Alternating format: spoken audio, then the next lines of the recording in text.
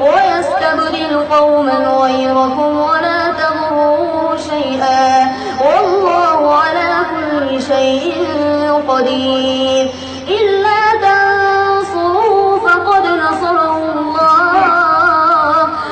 نصره الله إذ أخرجه الذين كفروا ثاني اثنين إذ هما في الغار إذ يقول لصاحبه لا تحزن إن الله معنا فأنزل الله سكينته عليه وأيده بجنود لم تروها وجعل كلمة الذين كفروا السفلى وكلمة الله هي العليا والله عزيز حكيم.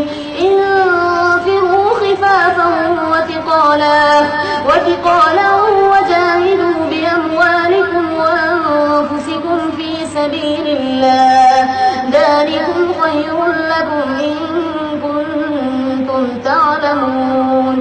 لو كان عرضا قريبا وسفرا قاصدا لاتبعوك ولكن بعدت عليهم الشقة وسيحلفون بالله